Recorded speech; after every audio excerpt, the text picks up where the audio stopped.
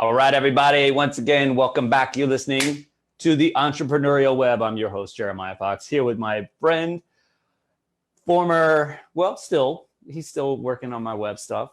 Former neighbor, we'll call him that. He's still my friend, former neighbor, still working on my web presence. Brent Lagerman of Condensed Branding and Web Design. We were just discussing how important it is for businesses, whether you're still active right now or inactive, to stay top of mind.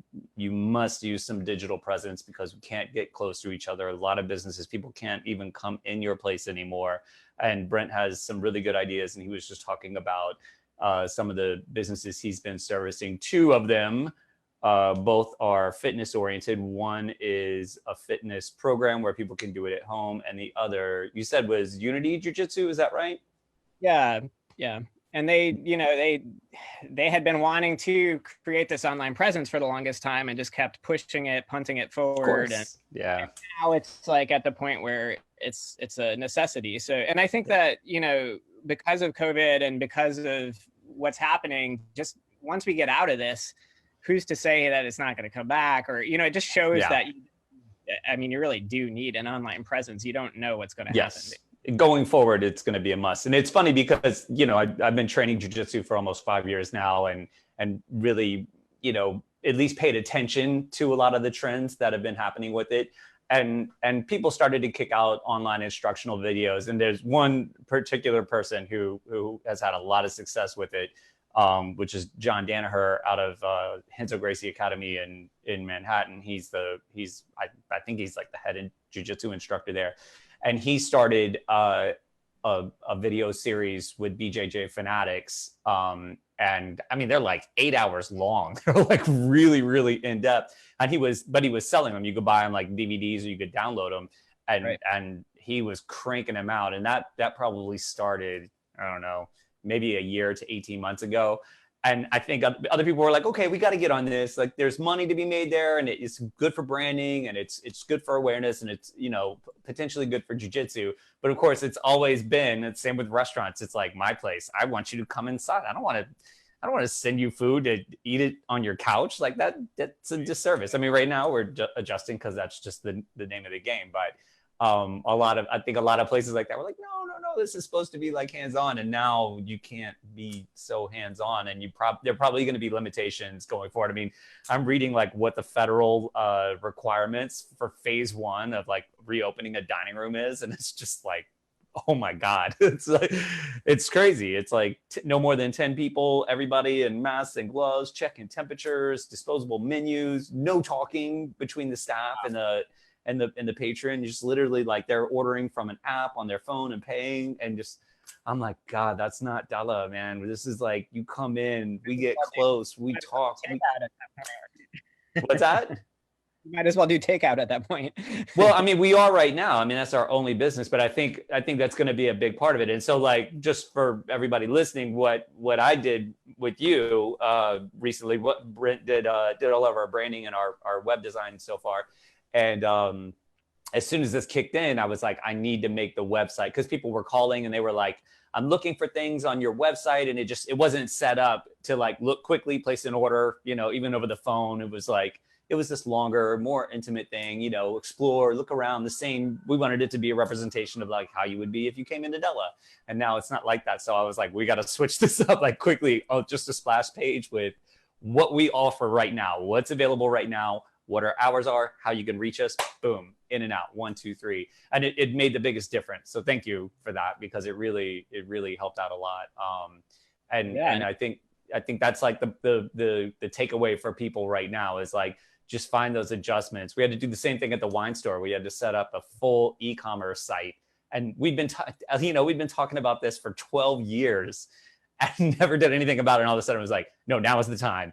And it's been fantastic. It's been so fantastic. And the store is still open there. People still walk inside, but it's just responding to people's demands. Like, what do people need? What are the real needs? And that is like the essence of entrepreneurship, is like, here's the needs, here's the solution, who's going to put it together? And that is the entrepreneur. So we were just like, okay, we have to do this now. We did. And of course there were some bumps, but it worked out, and it's serviced a whole lot of people Now there's still plenty of people that are just like, I want to come in. I'm like, fine, you can come in. But there's so many people who are like, I'm scared to come in. I just want to walk to your door, stand outside and be like, hey, this is my name. And we hand them a box full of self-medication. Now needed more than ever, right? Oh boy. Oh boy. Cool. So what other kind of things have been happening for you, and what is your projection for kind of based off the companies you've been servicing? You don't have to be specific about companies or details, but just a general projection about the future of some of the, of brick and mortar, and then also like how digital can best service, and then make sure you tell everybody, because I'll probably forget information to get in contact with you if they'd like. Sure, yeah. I mean, I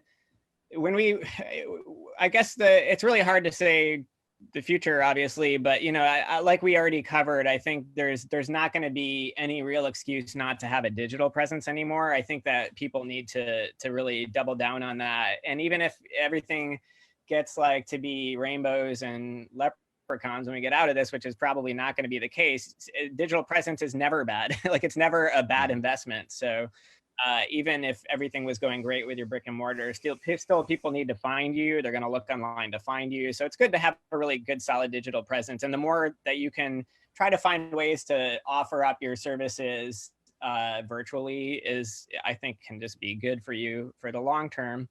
When we were helping you do this little pivot, it was a crazy time because I think I actually had COVID. I had like this two-week really bad flu. So luckily we have a team that can work through that. And yeah, I was like out for a bit.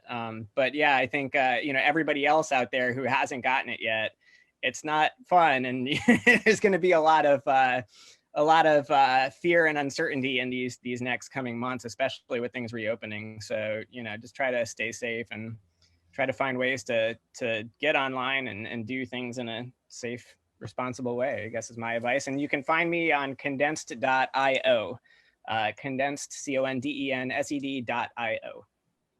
So I've talked to people from a bunch of different industries lately. And just even before this, the only people I talked to and really hung out and spent time with were like business owners from a bunch of different industries. It just turned out that way. But lately, the feedback I'm getting, especially from people that are just like pretty much exclusively involved in digital products and services, are like, no, we're doing okay. Like, in fact, some of us are doing better right now. So it seems like it's always a good investment, whether it's just like a subsidy, like a small part of your business, that there's a digital thing happening that you're investing in and there's a monetary exchange on, or whether you're like a full-blown investor or participant in a digital company. It's been on my radar for about the last year. Like, oh, and I hated it before. I interviewed this guy who was like, he started his own digital marketing company. And I was like, so you have no rent, you have no, like, you don't pay taxes, you have no employees, and he was like, yeah, no, you start an LLC and away you go. And I'm like, I need to fucking do this, man. Cause I just got like, there's no inspectors, like nothing. Like, I'm going through hell to make like peanuts. And this guy's like chilling. He's like, I think I'm going to buy a house in this neighborhood. And I'm like, motherfucker, that's a good move. Yeah, no, we don't do really digital marketing. That's like a whole lot of things, but yeah, I agree. It's such a, if you really do spend the time and become like a top tier digital marketer, you're doing well. Let's just say that. Right. But just any way you can exchange monetarily, digitally was a good move before. And now like super good move and probably a necessity going forward. Yeah, I would say for sure. So have you guys have things been stable for you? Have you seen less activity? Have you seen more? We've seen a lot less activity because we basically create new businesses. Like, that's our kind of bread and butter, and right. Have slowed down substantially. Our other side of things is just maintaining and helping out the businesses that we started. And so in those respects, we've been able to stay afloat just because like these people need help and we're helping them continue to keep going. But yeah, no, we've taken a huge hit as far as like nobody's starting a business in the last month. We've had like one business that has started in the last month that we've worked on is this kind of another cool fitness startup that they're just trying to do a kind of like a social workout through They do it's kind of like it's called Anchor, ANCKOR I can't remember. Again, no details. But you know, it's very rare that anybody is starting something right now. So you know, the branding space is taking a huge hit for sure. Yeah. And you know, just trying to bring companies online, that's been good to try to help out with that. But you know, it's not the kinds of businesses that are flourishing right now, or maybe the kinds that have like a direct to consumer online presence that is like really, you know, and that, like, for instance, like an online workout, like we've been seeing a lot of that, an uptick in those types of businesses. And I think it's been down for sure. Yeah.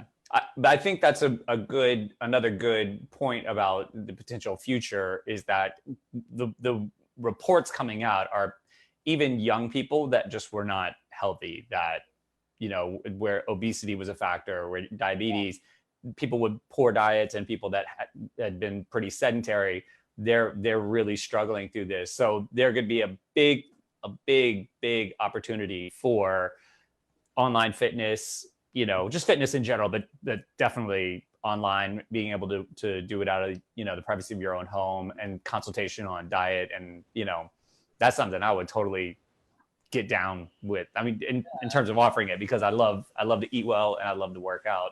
And I've taught a few classes. So that's I think as well as the other side of the coin, right? Like, people really do need to start getting good food and just making sure they're not eating crap, you know? Right. And you know, I've participated largely in the food distribution to people lately. You know, even Della's been distributing lunches to hospital workers through a nonprofit organization here. Awesome. But also just like my participation in the Woods Terrace Food Co-op as well. And it became top of mind for people really quickly. Like, oh, we need good food, not just, but like all food stores have done great. Like, the bodegas are doing like double. Well, they were for a while. I don't know what it's like right now, but they were definitely doing like double their normal business, you know, and grocery stores. And so like people really focused on food. I think those would be two really good takeaways for people too, is like, you need to be fit, find those ways to do it. There's going to be a lot of resources, and make sure you're getting the right kind of nutrition. Mm-hmm. Yeah. Cool. Keep your immunity. Yeah. Sure. Well, thank you so much, man. We're going to finish your portion of the show. Really great to catch up with you. You will definitely be hearing from me soon. We're going to continue this relationship. I've got some ideas for what the future of Della is going to look like, and I'm going to need your help. So thank you for everything you've done so far. You and the family take care. Great talking to you. When we come back, we're going to be talking to Alex Clark from Fort Hamilton Rye. We'll be back with you in just a few, everyone. You listen to the Entrepreneurial Web.